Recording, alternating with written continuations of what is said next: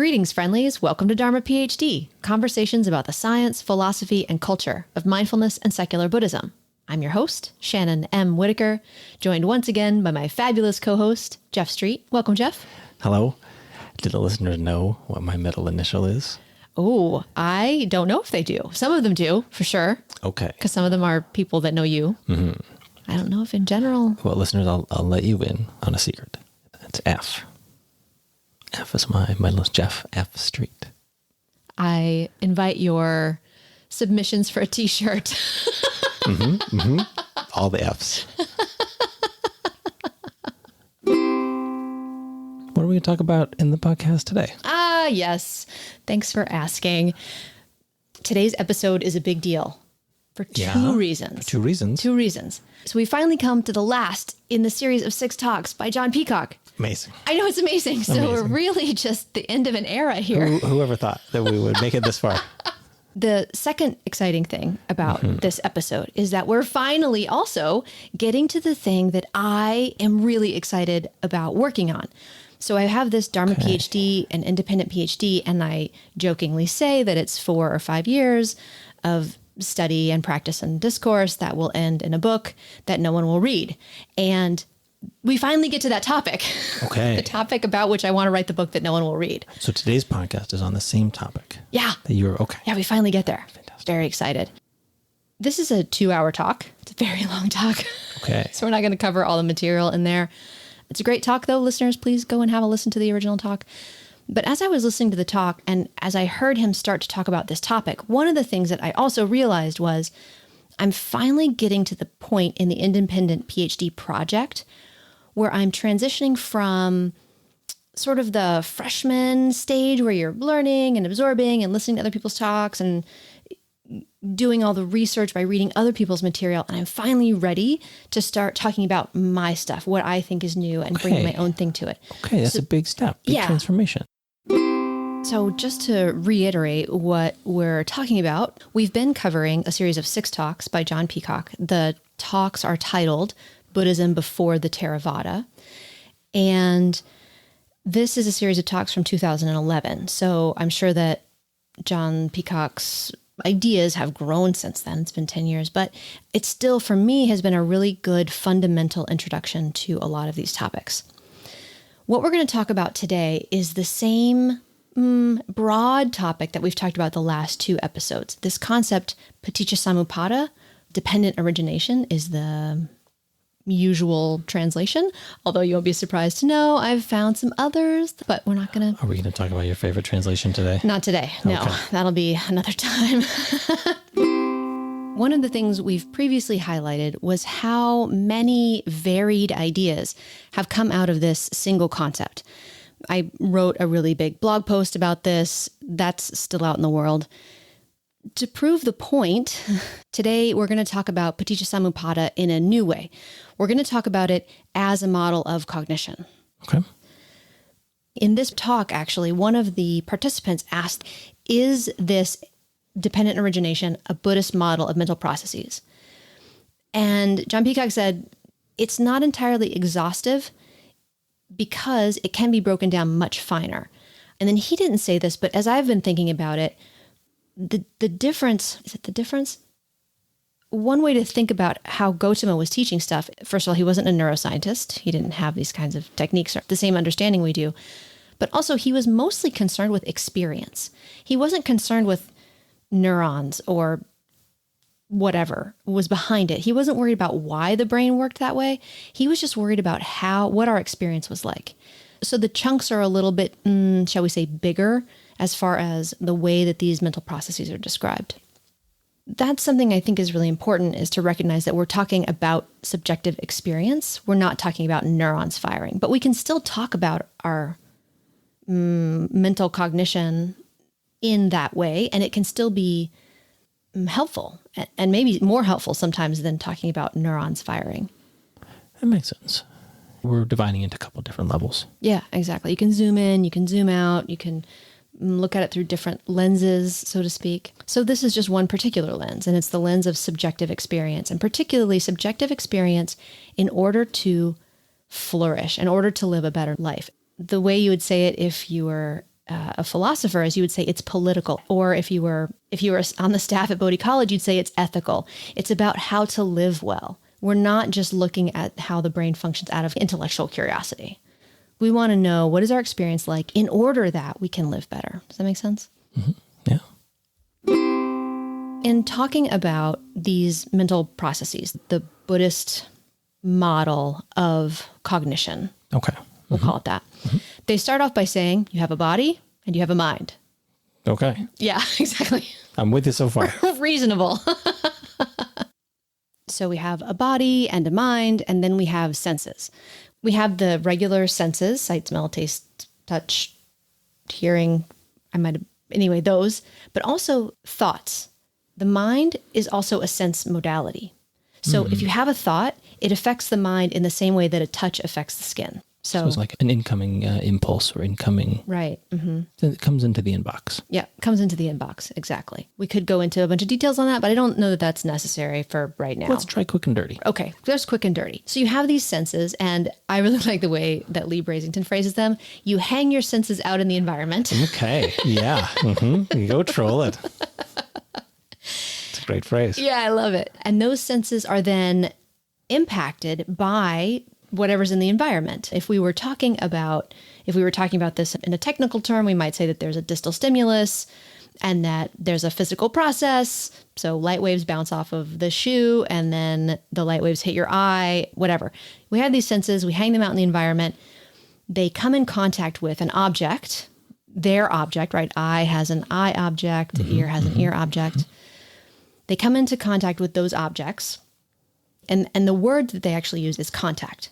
So we have a mind and a body, then these sense modalities, and then we have contact when those things engage with something in the world outside. Okay. Could be a fish, could be another thing. Yeah, exactly. Mm-hmm. And it could be I see a fish, it could be I touch a fish, it could be I taste a fish. Like it can be all these different. Smell a fish. Smell a fish. Think about a fish. Okay. Wish for a fish. Fishes were wishes. So all these things, the various aspects of a fish come to the inbox. Right. Okay. And you have, again, that contact. And then right after contact, you have this thing called Vedana, which you've heard me talk about a lot. Yeah, really. yeah. and this is where I get excited. This is the focus This here? is the thing. So Okay. I'm going to try to make sure to speak more slowly because I will get really Might get a little riled up. Might get a little riled up. Mm-hmm.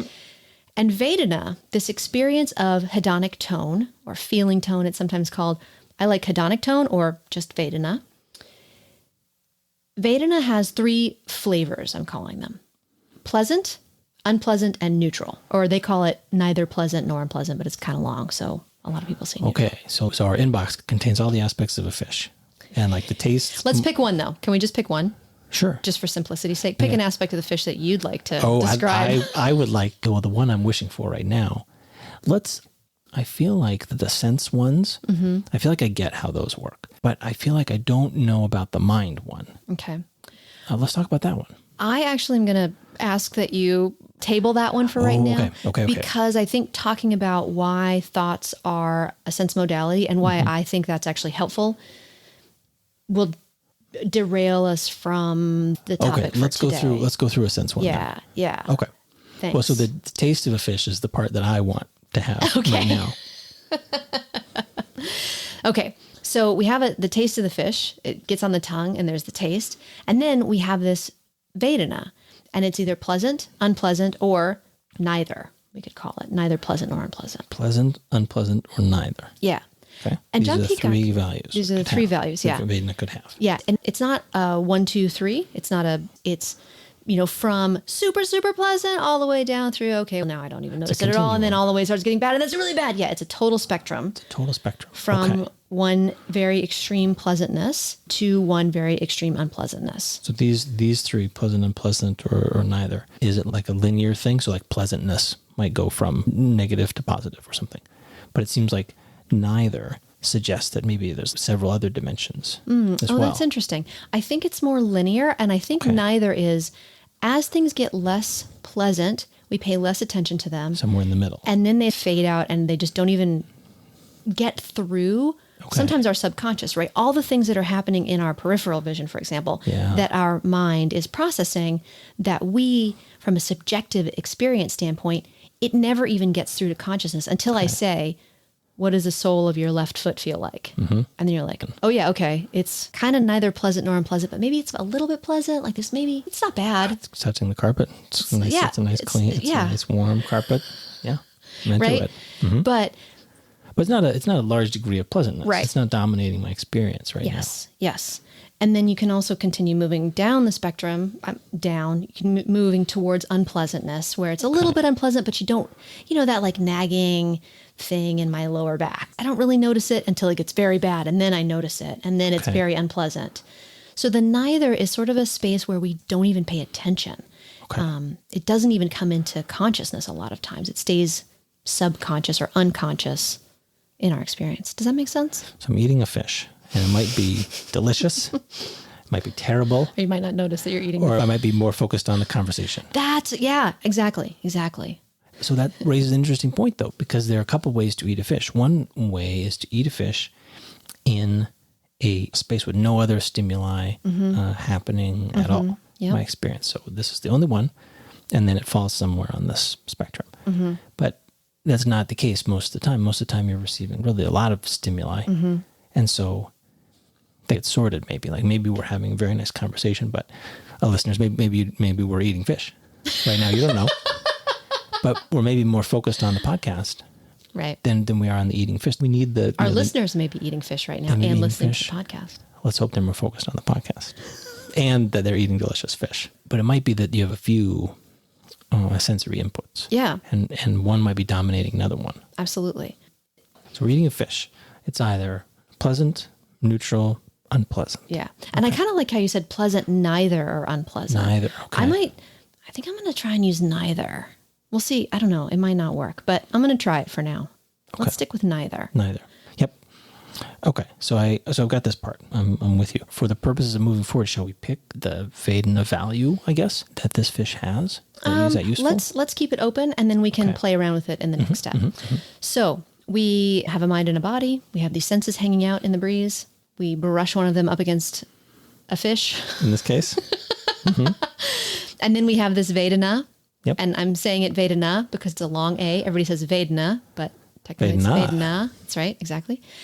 This hedonic tone, which is of 3 parts. And sorry, of 3 parts or having 3 possible values? Having 3 flavors, yes. Well, not really though.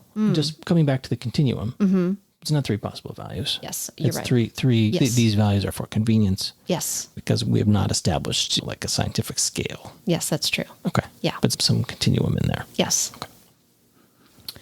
I'm pushing on this a little bit just to make sure I understand it. Yeah, absolutely. And I think it's really important because this is how cognition works. We put things in boxes, but it's important to recognize experience is not the same thing as language. This may be my second independent PhD, talking about how language and experience are not the same thing, that we fall into that trap all the time. It seems like one of those paradoxes of language. Let me ask you this. Yeah. Does Vedana have kind of a scale from -1 to 1? Okay. Or negative 100% to positive 100%. Okay. Is Vedana the kind of thing that's an appropriate model for? Or is it like that's a limited continuum? There's a maximum negative value, maximum positive value, and it can take on any value in between. Yeah. Is Vedana, though, maybe more like an infinite line where you could have positive 1,000,000%? Like, this is a really good fish. This fish is blowing my mind. Like that kind of thing. And then it could be that later on you have another fish that's like positive 2,000,000%. You didn't even know that was a thing that could happen. Because that kind of matches my experience, my fish experience a little bit. Well, here's what I'll say. Maybe this is not useful. Well, the reason I think it might not be useful is because it might be getting into neuroscience where we say, well, how much pleasure, how much dopamine can you get into your brain at any one time? Okay. Maybe there is a maximum amount. Maybe the way that the brain is structured, there's a maximum amount of dopamine that can be processed at any one time. And that might be 100% positive. Okay. I'm guessing here. And maybe dopamine means the wrong chemical and people are slapping themselves in the forehead saying she should know better. But that's the kind of thing. Maybe it's Maybe you get restricted saturated by, somewhere. Yeah, maybe there's a saturation point at which we cannot experience greater pleasure. That's my guess. Okay. That is in fact the case. We probably have a saturation point for our processing ability. Until you put butter on the fish. And a little bit of lemon juice, a little squeeze of lemon on there. Okay, so it is possible to go to 1,000,000%. I thought so. Okay, we can move on to the next thing. I'm poking and prodding here a little bit just to understand it. Yeah, no, it's great. That's what it's for. Also, I'm learning a bunch talking to you about it. I really appreciate that. Thanks for saying so. Yeah. So we have this Vedana that occurs after contact. And then what happens, depending on which of the lists you look at, lists of models of cognition, depending on which one you, because different traditions have different models of cognition that overlap a little bit. And like lists of senses? Not senses, but does avidya does that cognitive bias, does it come before the body? Does it come after the items that I'm telling you? Sometimes they're on some lists. Sometimes they're not on some lists. Actually, let me find the quote. Peacock does say in here, he says, as I always say, if it's Buddhist, it's got to be a list. That matches my experience. Mm-hmm. Listeners, write in if you would like to see this on a t-shirt. So depending on which list you're looking at, the next step after Vedana is liking or disliking. So we have a sense, we have Vedana, and then we either like it or we dislike it. Yes. One of the things that's really interesting about that point, this liking and disliking, some of our listeners may be thinking, what? And the Pali word I'm referring to here is anurodha, if you're interested in that. This is not a word that is often considered in these lists, at least in the Theravadan tradition that I am familiar with. But if I look at my personal experience, it's not often easy to tell when there's pleasant or unpleasant hedonic tone, but it's pretty obvious when I like and dislike things. Okay. For me, it's much more obvious when I like a thing. I can feel liking. Hedonic tone is very fast. Okay. It's not a thing that lingers at all. The way Akincano Weber talks about it, he says it's the ooh or the in your experience. Mm-hmm. And it's only associated with the stimulus. So the moment the stimulus stops, if you're still feeling something, that's not Vedana anymore. That's like a memory of it that you're carrying. That's the liking or the disliking. Yeah. Or you're thinking about the thing. Now I'm thinking about the fish. I don't like fish. I had a bad fish once. I'm done with fish. Right. That kind of thing. Yeah. Now you're no longer working with the stimulus of the particular fish. Now you're working with something else. Is this liking or disliking a binary thing, 1 or 0, or is it a scale as well? I really dislike fish. Interesting that you ask. It is not talked about very much in the Buddhism with which I am familiar. And I think that's super interesting. I Googled anurodha, this word, this Pali word, in Google Scholar, and it only brought back 5 pages worth of results. Whoa. That's in a possibly small number. I know. 5 pages. Still. 5 page. Yeah. And the 5th page wasn't full. It was like two items on the 5th page. That's 50 things or something. That's nothing. In scholarship, yeah. Yeah. So I was super surprised by this. Is there like an alternative spelling? It seems like maybe it's that kind of thing. I'm curious about why it hasn't been explored more. I'm curious about why it hasn't come up in the literature, they've had 2,500 years to write about this and they've chosen not to. What's that all about? There are other concepts that are not present in Buddhist teaching, like grief isn't really in there. Fear isn't really in there. So it's not the only thing that feels strangely absent, but that's for another talk.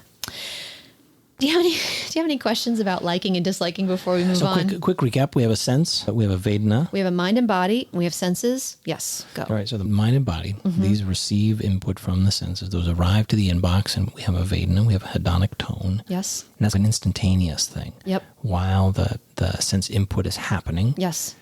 And then we form a liking or a disliking. Yes. Which is a more abiding sort of sensation or memory. Mm-hmm.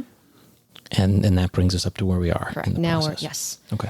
And for our listeners, liking and disliking, think chitta. That's all I'm going to say about that. Moving on. So the next step after liking, disliking, or after hedonic tone, if you don't want to think about liking and disliking because it's not in your list, that's fine. Put it to the side. The next step is a Pali word, tanha. And it is often translated as thirst or craving.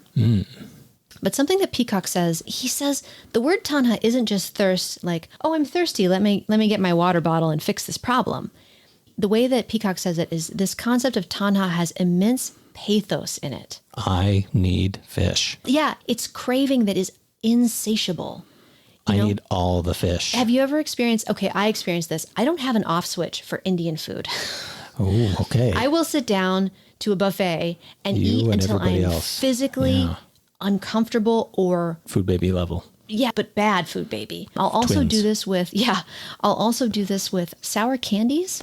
Ooh, like a Sour Patch Kid. Yeah, but I'll eat so many that my teeth hurt, where you put it in your mouth and before you've even swallowed it, you're already reaching for the second one. And that kind of insatiable craving. Well, let me ask you though, is the amount of craving also on a scale? Because not everyone has a craving for fish. Some people... No. It's not a craving for everything. We're talking about a model of cognition. So you have an experience, you like a thing, and now you're craving it. And this craving isn't just, I'll have a little bit and it'll be fine. It's, I need more and I need more and I need more. Fish may not be the most... I don't know.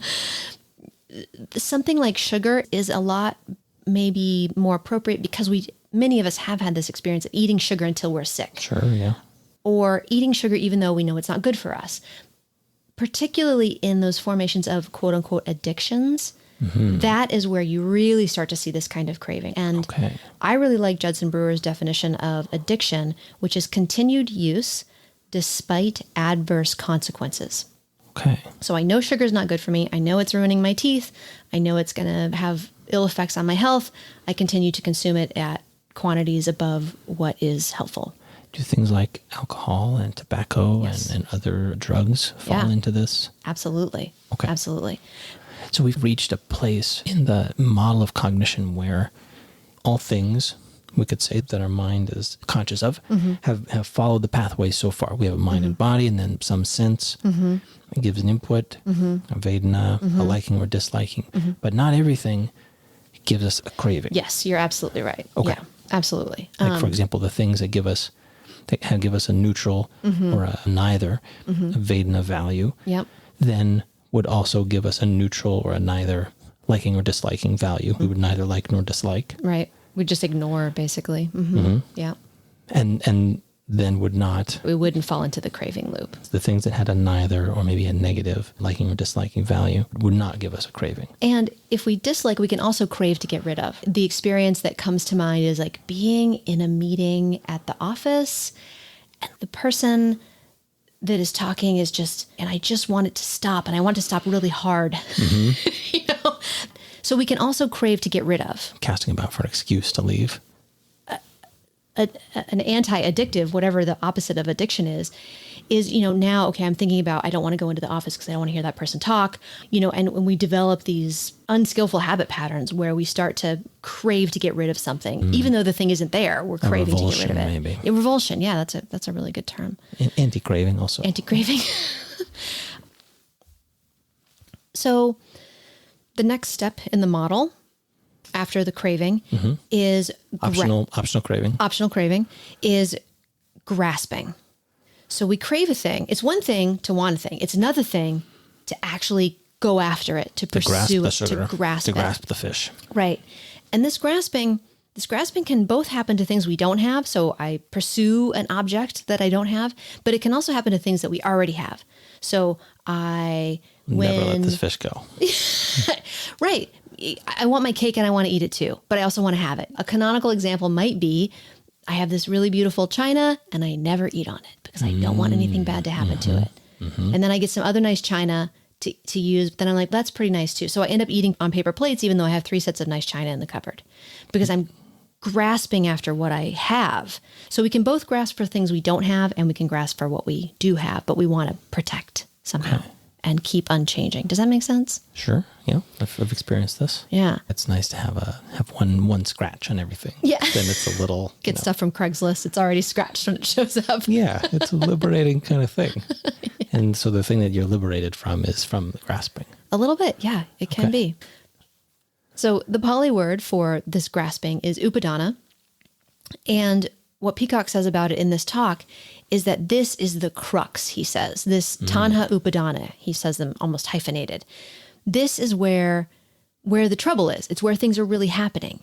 This transition from craving to grasping is where we get into trouble. And it's also, from a Buddhist perspective, where we can be liberated, where we can get out of trouble, where we can get the wedge in. Mm-hmm. You had talked earlier about some things lead us to craving and some things don't. But this place between craving and grasping, just because this is something that I did not understand until my 30s. Just because I want something doesn't mean I have to go get it. Okay. Wanting, craving, to use the same language throughout, is just craving. It's just a feeling. You know, I was talking with a friend, my friend Evan, and he was saying that he likes to be hungry.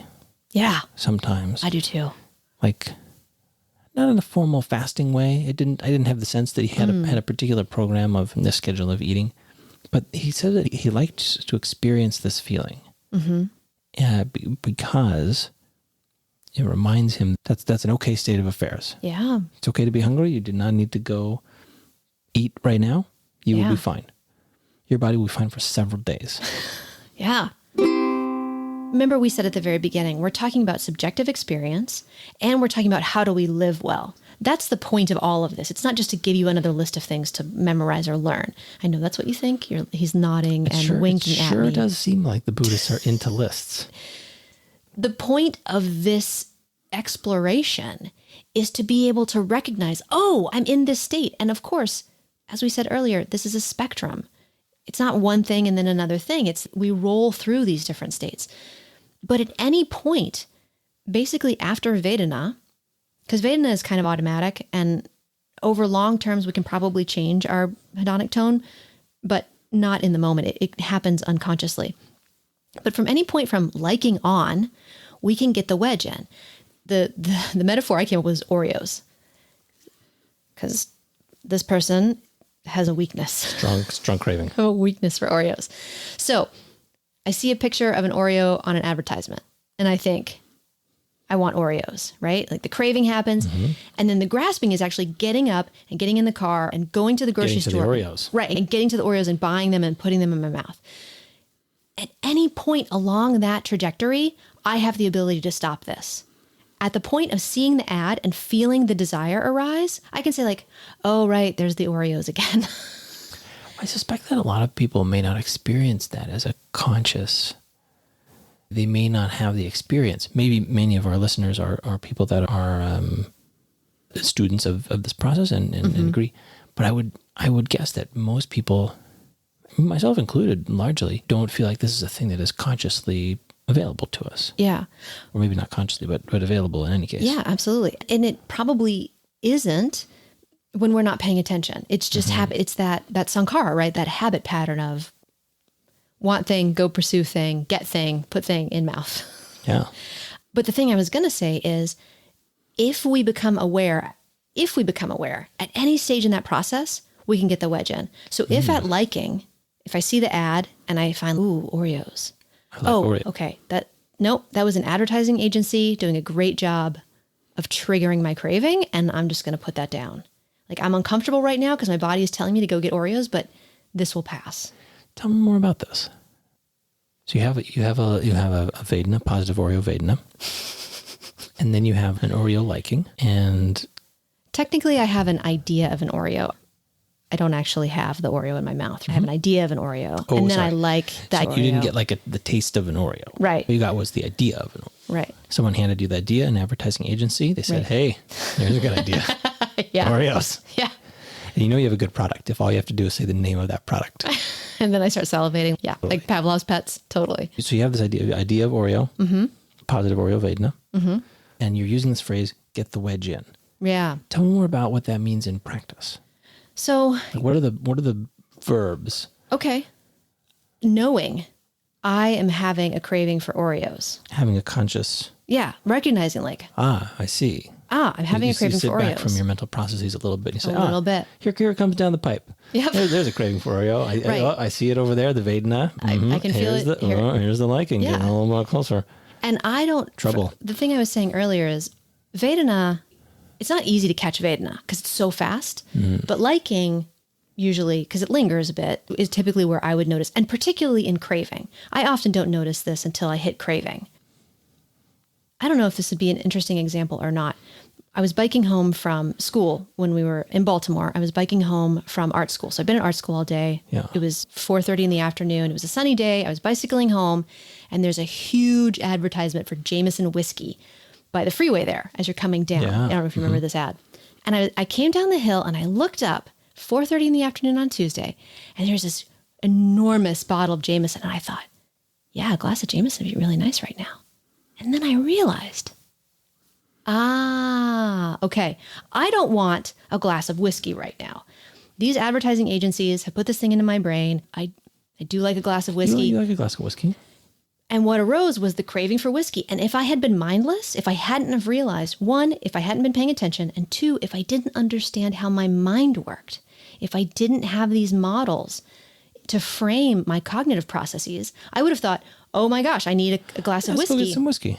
I would have bicycled. There were 3 bars on the way home. I could have stopped at any one of them and had one or several glasses of whiskey before I came home. But instead, I was able to say, the craving has arisen. It is because of this condition. They have put this enormous bottle in front of me, and my brain doesn't know the difference between seeing a bottle of whiskey and seeing a picture of a bottle of whiskey. My brain thinks it's the same thing. And now the craving has arisen. Okay. And I know from my own experience, because I've been practicing with letting go of these things, if I just wait, this craving will go away. Now, I want to say that there are some things for which cravings do not go away, and I'm not trying to say that like mindfulness cures everything. That is not what I'm trying to say. I am, however, saying that in lots of cases, a little bit of hunger, a craving for Oreos. I like Oreos better than whiskey because it has a little bit less of an edge to it. When I say get the wedge in... It doesn't have a physical addictive quality either. False. Sugar is more addictive than cocaine to the brain. Interesting. Okay. Because sugar is what the brain eats. I didn't know that. Yeah. I knew it ate sugar, but I didn't know that it had this addictive property. Yeah. I will try to find the paper in which, from which my understanding comes from, and I will try to put it in the show notes, but I don't remember off the top of my head. But I do remember having read studies where they compared, it was in rats, it was not in humans, addictive qualities of cocaine versus sugar, and sugar wins. Okay. Because it is so addictive. So you have these cravings, and then there are like some different techniques to deal with them. Yeah. And one of the techniques is go get the thing. Yes. I used to have this poster because this is the person I was as a young person. I had a poster that said the only way to get rid of desire is to yield to it. Mm-hmm. That's how I lived for 30 years. Sure, many people do, I'm sure. Yeah. 38. Let me ask you this. So I just went cycling. Yes. And this was not a particularly long ride, but sometimes you go for really long. This was not a particularly long ride for you, listeners. It was only 2 hours.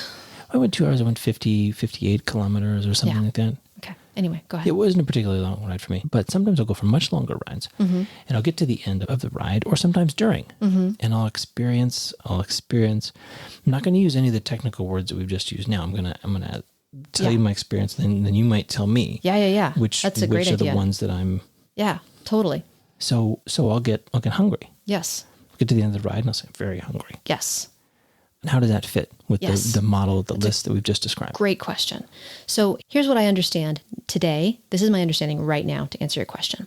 There is a difference between what is called hedonic hunger and physiological hunger. Physiological hunger is when your body needs calories or protein. Give me all the calories. It needs the things that you need. It needs the nutrients, whatever the nutrients are. That is physiological hunger. So on a long ride, like today's ride was about a 2,000 calorie ride, but other rides would be 3,000 or 4,000 calories. Yeah, absolutely. Yeah. So on those rides, your body actually does need those nutrients. It doesn't need like I'm going to die need, but your body knows, hey, we just depleted a lot and we need to refill the tank. So that is same for water. Yeah, might absolutely, for water. Yeah. Mm-hmm. So the answer is the thing you're feeling is physiological hunger, in which case it's probably a good idea to succumb to that, to put food in the tank. In this case, it's fairly straightforward to know that because you'll remember, I just did a bunch of exercise. Exactly. The kind of thing that gives you. Right. as opposed to hedonic hunger, which is I'm feeling grumpy and I know that if I eat something with sugar in it, that I'll feel better because that's happened before. So I'm just going to go and eat some sugar so that I feel better so that I can function through this meeting. Like a soothing eating. Yeah, like soothing eating. Like an eating that addresses a different emotions thing. As opposed to food. Mm-hmm. Yeah, absolutely. And one of the ways that I've heard this expressed really well, again, this was by Kinshana Weber at that retreat that I'm always talking about. He said, there's a difference between needs and wants. And it's not always clear what the difference is because our wants masquerade as needs, and our needs, if not met, will often go deep underground and come out as weird Freudian expressions. So it's not always clear which one is which. But the way that he explained it, which I found really helpful, a way to think about it is wants, if they are ignored and not satisfied, they go away. If I want that shiny green purse from Zara, if I wait maybe a day, maybe a week, certainly in 6 months, I will not remember that bag. And probably if you show it to me, I won't want it anyway. Wants go away over time. Needs don't go away. I'm not really buying this because if you take like a hunger, for example. Mm-hmm. Which one? Physiological or physiological? Hedonic? Okay. Say you haven't done massive exercise. Yeah. Say you've just been going through your life and it gets to be dinner time and so you're feeling a little hungry. Yeah. But if you choose not to eat, yes. My experience of that maybe level of hunger mm-hmm. is that you'll be hungry for a while. Yes. And then if sometimes I'll be working on something and forget to eat. Yes. And what that means is I was feeling a little bit hungry and I was like, no, I don't have time to do a thing. And then it'll just go away until maybe the next mealtime, and then it'll come up again. Yes. And I think there's an argument that there are two aspects to that kind of hunger. There's a physiological one. You do need to keep feeding your body. Yeah. But it's not an urgent. Right. It's not an urgent thing. Right. You're not gonna die or experience lasting harm. Yes. And then there's a desire, like, well, this is habit we're in. Yep. Every day at this time we have food. All right, great. It's time. Let's go. Yeah, absolutely. Mm-hmm. But like you said, if you don't respond to that want, it goes away. And that is how you know, okay, by need, I mean a thing that we will be harmed if we do not get the thing. So you're making the case that with this kind of like a daily one meal hunger, that there's a large component of want and a small component of need. Yes. To that. And then as you ignore it, the wanting bit stays the same-ish, and the needing bit goes up. Yeah. Because your body will say, no, for real this time. Yeah. Your wanting actually goes down for a while and then it comes back. Because again, our bodies are cyclical. Right. If you make a graph over time. Mm-hmm. Yeah. The reason that we get hungry at certain periods of time is because we've trained our bodies for that. And so our circadian rhythms, we have these chemicals that get released and they cue us to be hungry because that's the time that we normally eat. So yeah, so the wanting goes up and then also falls off again. But yes, over time, the need would get more and more, right? Like my understanding of people who do long fasts, I do 24-hour fasts and would like to try longer ones, but haven't yet. My understanding is after you're very hungry on day 2 and day 3, and then on day 4, you're fine. But then depending on all kinds of physiological things, whether or not you're taking vitamins, blah, blah, blah, blah, after a certain period, I'm sure it gets to the point where it's like, you need to eat. Mm-hmm. Your body is, starting to digest itself. This is a problem, etc. But yeah, I think that I'm in agreement with everything you've said, which is that we have that want for a normally scheduled meal. The want arises if we sit it out, if we are doing, let's say, a 24-hour fast. That want fades away, whether it's because we're busy or because we've just we're being mindful and we're making a decision not to eat at this time. But then, yes, of course, over time, the need is going to ramp up and it's going to say like, hey, you really need to eat. Yeah. Okay. So any particular thing can have a component of needing and wanting. Yes. Oh, yeah. Okay. Yeah, absolutely. So we were talking about getting the wedge in. And one of the things I wanted to say is that basically anywhere from liking, or if you notice it back at hedonic tone, even earlier, if you know that certain stimuli create cravings. You have to watch out for Oreos. If you don't go to, maybe at some point there was a line at the grocery store you could go down that didn't have candy in it and didn't have porn magazine. Fantastic. And so you could there was a line that you go to that didn't have that stuff. Line. Yeah. You can make choices about, this is a big thing in some addiction programs where they say, like, try to avoid the things that trigger you. Now, that doesn't work forever because, especially with things like cigarettes, if your trigger was having a cup of coffee for breakfast, it's kind of hard to avoid coffee. especially in Seattle. It's a lot of coffee around. A lot of coffee around. But it can help. Well, especially if you're making a transition, if you're trying to get started. Yes, exactly. Move from a steady state to a different state. Yeah. You can change your routine. Yeah, certainly changing the routine, removing some of those triggers, especially if there are specific triggers that do things that are easy to remove, right? That turning off the light switch, once we get the trigger and all that stuff. Anywhere along that line, it's okay to get the wedge in. And I think this is really important to remember because let's say I see the picture of the Oreo, I have the thought about the Oreo, I like it, I want it, I get up, I drive to the grocery store, I reach out and I touch the bag with my hand. It is not too late if I wake up in that moment to realize this is not good for me. This craving came from an ad agency. It is okay when the third cookie is in my mouth to say, oh, I see what's happened. Okay, I need to put these down.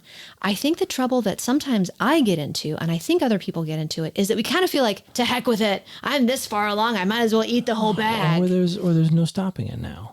Right, it's too late. I'm already there. But the avalanche is coming down the mountain. Right, but actually, it's not an avalanche. It's a box of Oreos. And it's okay to walk down the hallway and give them to your friend or whatever. It is okay at any point from liking all the way through to stop and to let it go. It's valid, you're saying, to say, you know what, I have eaten every one of these Oreos and I'm down to the last one in the box. And this is an okay time to say, you know what, I'm going to put it down. Yep. And if we even if we get all the way through the whole box and wake up afterwards, it's still okay. This is a thing that Judson Brewer's program is really good at, I think, because we can look back on the experience and say, how did it happen?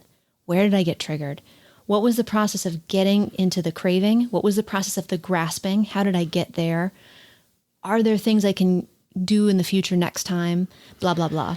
You know, this is interesting because we're talking in a way so far in the conversation. Yeah. As though we're outside observers of our mental processes. Mm-hmm. And I find that for me, that is not often the case. Mm-hmm. Most of the time, I feel like mental processes happen to me. Yeah. Rather than by my consent or with my involvement, but rather I often feel that they act upon me. Yes. And so I don't feel like the idea of, oh, and now I will, right. It's idealized. I feel like I understand the model that we're talking about, the different steps, and I feel like it matches my experience to a degree, but I feel like it's still a little remote for me. Yeah, because the process of choosing to interrupt that flow, that's a thing that I'm not very familiar with. Yeah, absolutely, and you're not wrong to feel that way. Even with mindfulness practice, even being a person who's into contemplative stuff, when you're inside of anger, you can be like, I am anger. There is anger happening. Anger is around, and it doesn't, it's still anger. When you have the anger glasses on, it's hard, one, to take them off. Sometimes they don't come off on their own. You have to just wait it out. What do I want to say here? I want to say, yes, you are absolutely right. The problem with having minds is that we are inside of our own minds. And so our experience is colored by these emotions and by these cravings. And yet, there is a way out, is the thing I would say. And that is the part where Peacock was saying, this is the crux. This is where we can make changes. There's a lot of different philosophies about how to do that. It's pretty clear the one I'm into. What I will say is you're absolutely right that it is very easy to be lost in our experience. But I will also say it is possible from being in an experience of an emotion or of a craving to still be aware and to still have, what's the term? Ego functioning, or your frontal lobe online. It is possible to be inside of anger, to be angry, and also to say I'm very angry right now. To kind of have an external perspective to it. A little bit. Observing oneself. Yeah, there's a little bit of observation, and it's painful, and yet knowing that is on the spectrum moving towards this place of being mindful is not about being distanced from experience. Some people think, oh, I'm just going to be a cold, unthinking, uncaring automaton. Hovering in a field somewhere. Hovering in a field, right, in full lotus. In my opinion, that is not my goal. That is not what I am pointed to. And that is not, dare I say it, the Dharma I teach.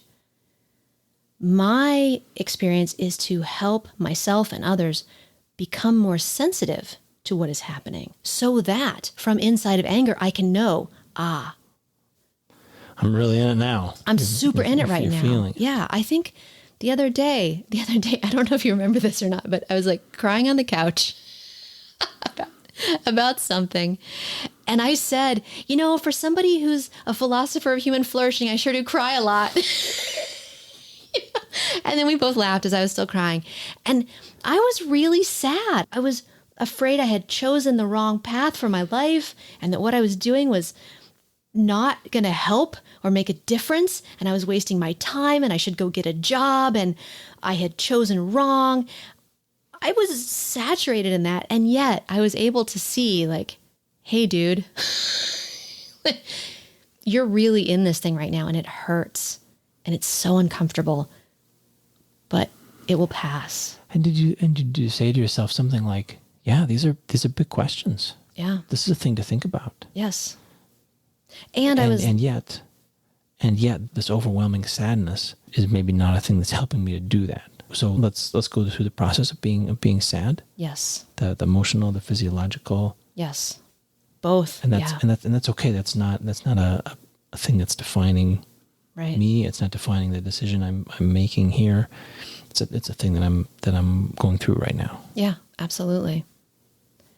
So I do think that these emotions are important and necessary and are part of being a human being. My goal is not to never have them again. My goal is to work skillfully with them when they arise.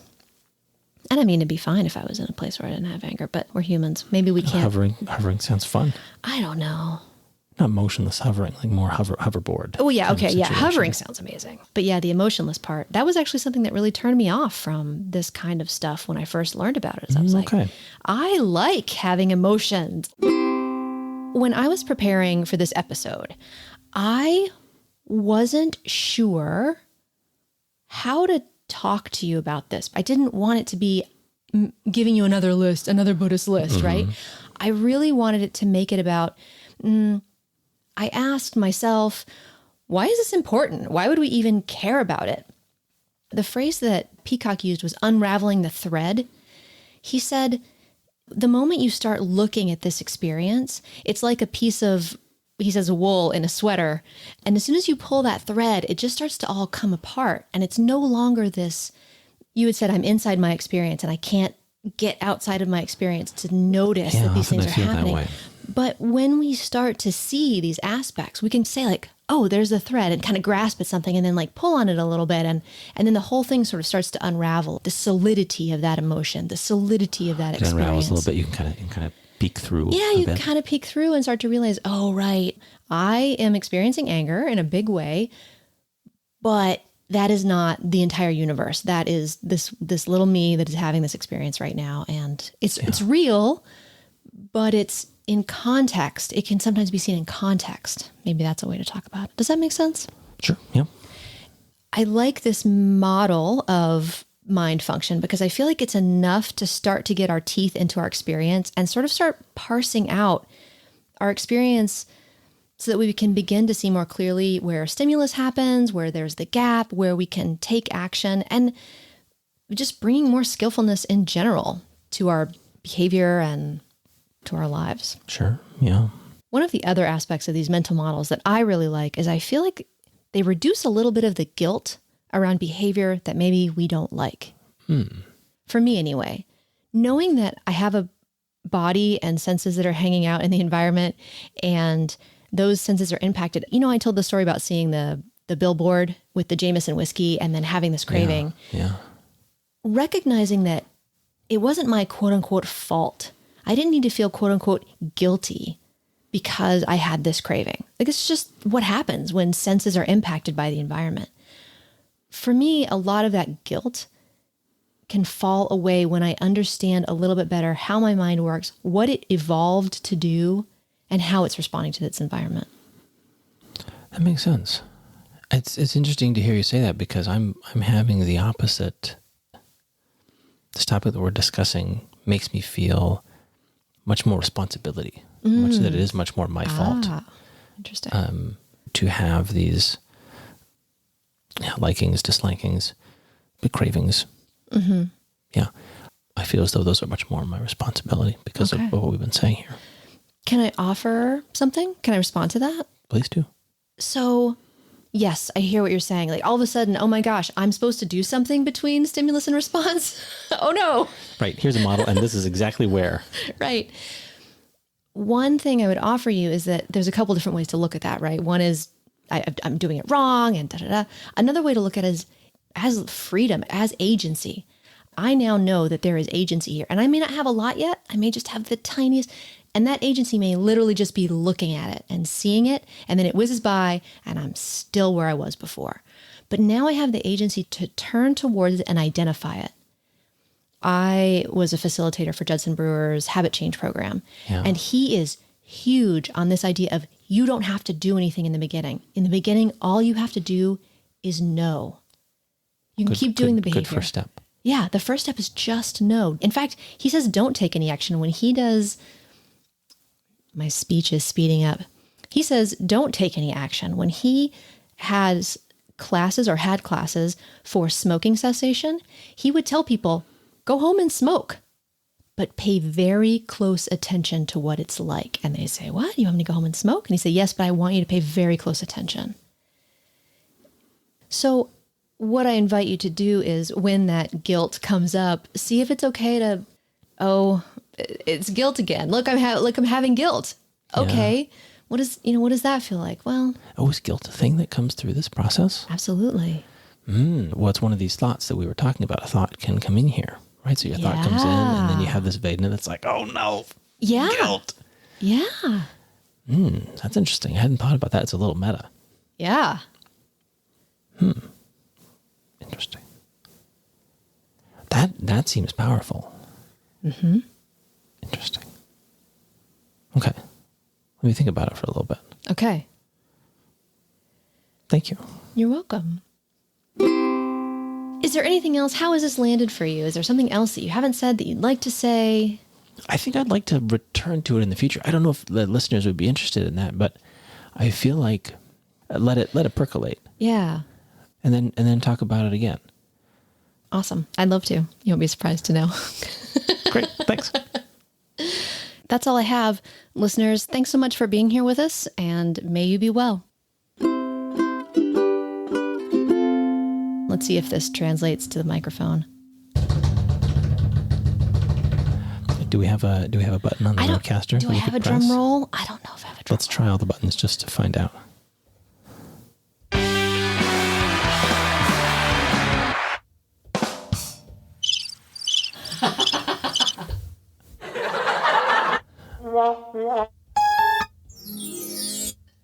I like this one.